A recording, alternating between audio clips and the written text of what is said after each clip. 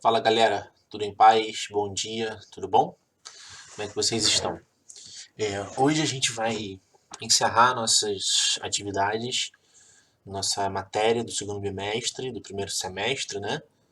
Pra, como a gente já tinha falado antes, a gente não fez e não vai fazer nem teste nem prova, né?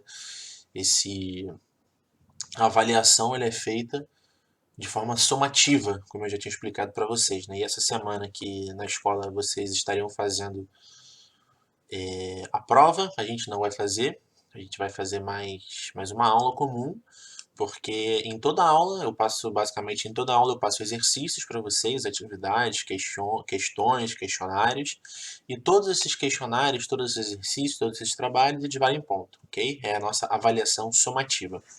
Então hoje a gente vai utilizar a nossa aula para terminar a matéria do segundo bimestre, né? A gente tinha último conteúdo a gente falou sobre os climas presentes no continente americano e hoje a gente vai terminar encerrando falar sobre os biomas presentes no continente americano, ok? E depois no chat a gente vai conversar um pouco sobre a aula e vai corrigir algumas coisas também pelo chat e eu queria conversar um detalhezinho com vocês pelo chat também, sobre uma questão específica aí que no chat eu entro em mais detalhes, a gente vê o que a gente vai fazer juntos, tá? A gente toma essa decisão juntos, beleza? É basicamente isso que eu queria falar antes de começar a aula. E vou mudar aqui a tela para a gente estudar um pouco sobre os biomas do continente americano, ok? Então, galera, essa aula, esse material do PowerPoint, desses slides, eu peguei na internet, no site da Secretaria de Educação de Pernambuco, no estado de Pernambuco. E lá tem muito material de apoio, tanto para o professor quanto para os alunos. Se vocês entrarem no site, procurarem no Google Secretaria de Educação de Pernambuco, lá vocês vão conseguir encontrar muito material bacana para vocês estudarem, para vocês pesquisarem, tanto em geografia como qualquer outra disciplina da escola. Aconselho a vocês darem esse Google e procurarem o site da Secretaria de Educação. Eu tenho pegado alguns materiais lá e são realmente muito bons. E essa aula eu vou dar com esse material que eu busquei dessa minha pesquisa na Secretaria de Educação de Pernambuco, beleza? Então hoje a gente vai começar a falar, a gente vai terminar, na verdade, de falar sobre os biomas desse tão extenso continente americano, né? Que engloba aí a América do Norte, a América Central e a nossa América do Sul, ok?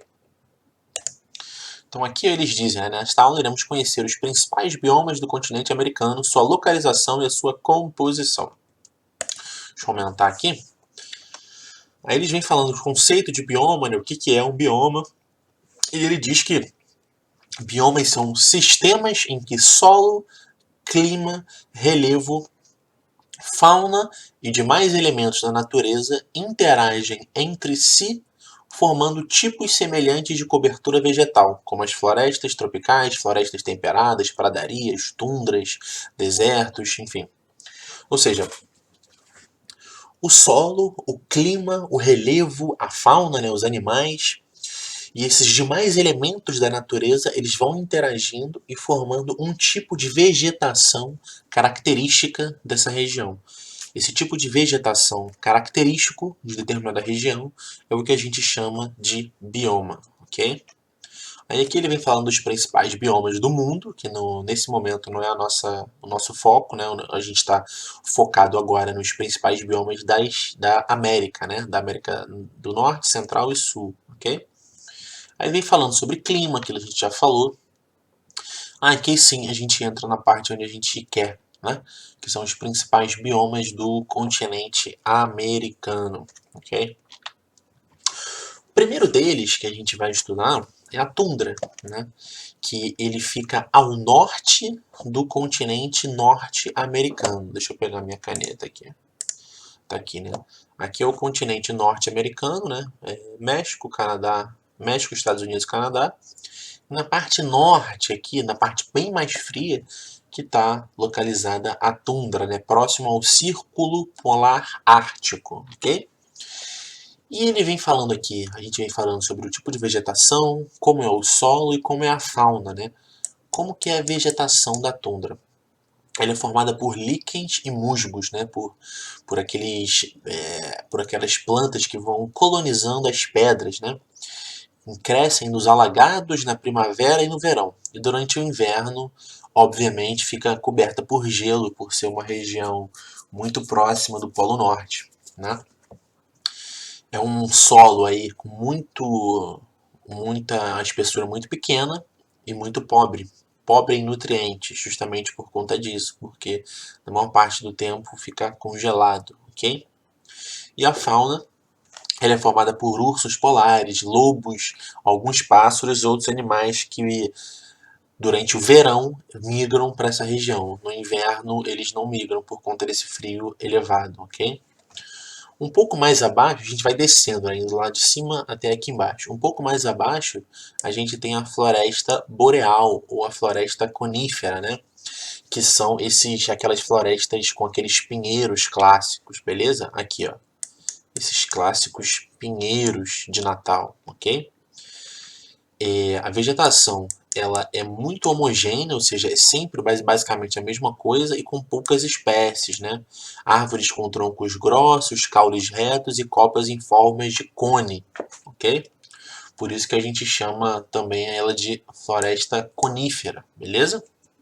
Os solos, apesar deles serem mais ricos do que os solos da tundra, eles ainda são solos de baixa fertilidade. A fauna ela acompanha a vegetação, ela tem pouca diversidade. A fauna são os animais, ok?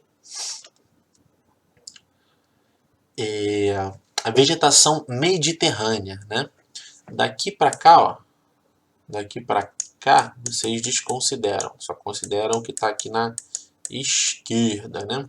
Essa vegetação mediterrânea ela é encontrada aqui a oeste dos Estados Unidos e aqui bem do lado oeste do Chile, ao lado oeste do continente da América do Sul, beleza? A vegetação é formada por espécies vegetais herbáceas e arbustivas. O que são herbáceas e arbustivas? São essas espécies vegetais menores, ok? E com algumas árvores chamadas esclerófilas, mas esses nomes específicos vocês não precisam saber, né? Que são esses vegetais que possuem as folhas mais duras, ok? O solo é de baixíssima fertilidade, com muita pedra, com muita rocha misturada nessa terra, beleza? E a gente tem a presença de animais de pequeno porte que precisam de uma quantidade de água mais reduzida, né? Alguns exemplos dessa fauna são os ratos, os veados, as lebres, coelhos, muitos répteis, aves e, obviamente, muitos insetos, ok? Aqui temos a floresta temperada, que ela é uma vegetação típica da zona climática temperada, né? Que uma das principais características dessas zonas climáticas temperadas é que as 4 estações do ano elas são bem marcadas. Tanto o verão, a primavera, o outono e o inverno. Beleza? Aqui no continente americano, ela aparece muito aqui na América do Norte e ao sul aqui da América do Sul. Ok? A vegetação eles chamam de uma vegetação esparsa, com uma pouca variedade de vegetais, né? Por isso elas perdem as folhas durante o inverno. Durante o inverno, basicamente todas as folhas caem, ok? O solo, a terra nesse local, ela apresenta uma cor mais escura devido à quantidade maior de matéria orgânica e tem uma boa fertilidade, ok? E a floresta temperada, ela abriga diversas espécies de animais. Elas têm muitos mamíferos, sendo alguns que a gente chama de arborícolas, que são mamíferos que vivem em cima das árvores, ok? E algumas espécies de aves. Aqui a gente chegou nas pradarias, né? Que são essa paisagem mais ou menos como se fossem grandes pastos, né? Uma vegetação bem baixinha, né? Que é uma vegetação típica dos pampas argentinos, do Paraguai, do sul do Brasil e das grandes planícies da América Central. As planícies da América Central não, as planícies centrais da América do Norte, beleza? Como eu falei, a vegetação é basicamente composta de capim e alguns poucos arbustos, né? Por isso que ela é muito usada como pastagem para criação de gado, para criação esse modo de produção de pecuária, beleza? É um solo riquíssimo em matéria orgânica, muito fértil. E a fauna, os animais presentes aí, é composto por cabras, lebres, aves terrestres e outros animais. Isso as espécies nativas, as espécies naturais que vivem nesse ecossistema, nesse bioma, ok?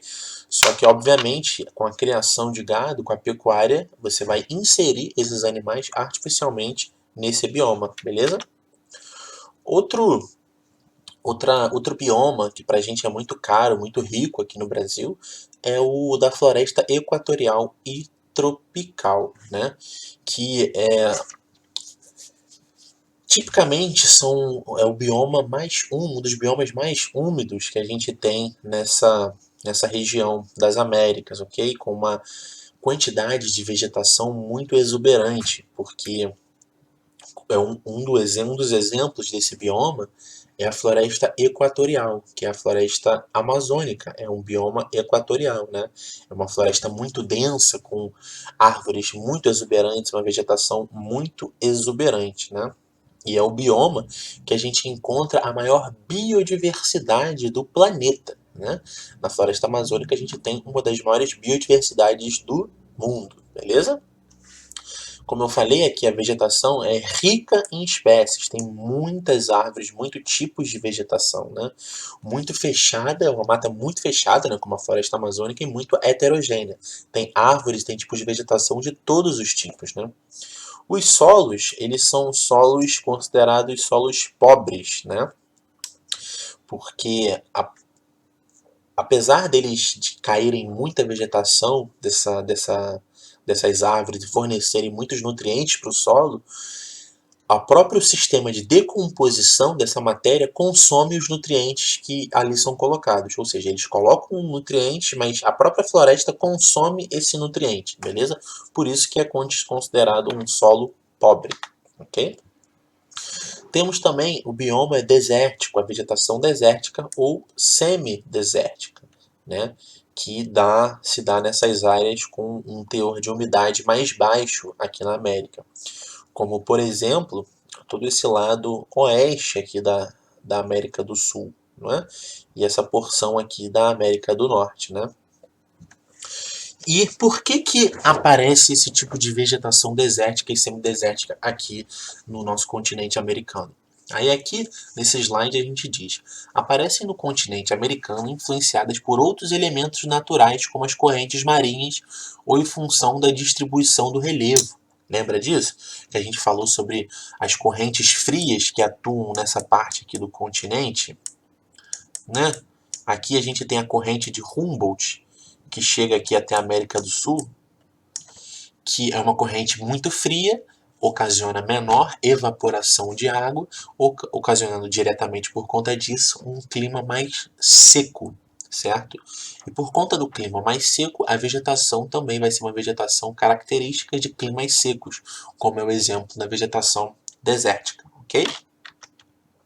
E aqui a gente tem alguns exemplos, né? Olha só como é seco, como é desértico, como tem pouca umidade nessa região, né?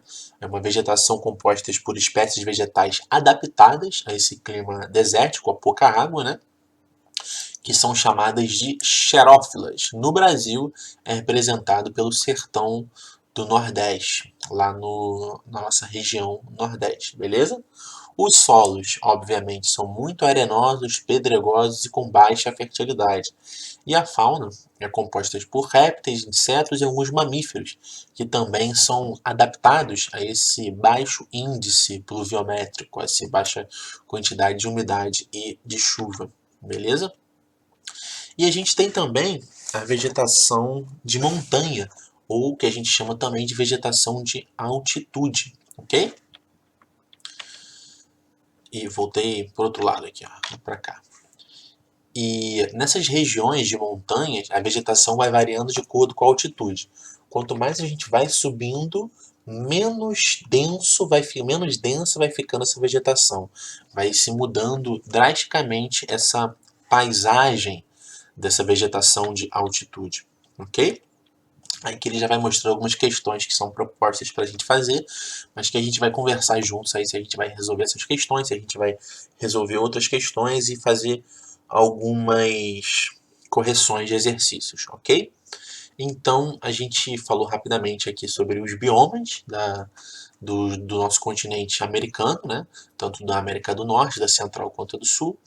E agora a gente vai conversar algumas questões que eu queria esclarecer com vocês pelo chat, beleza?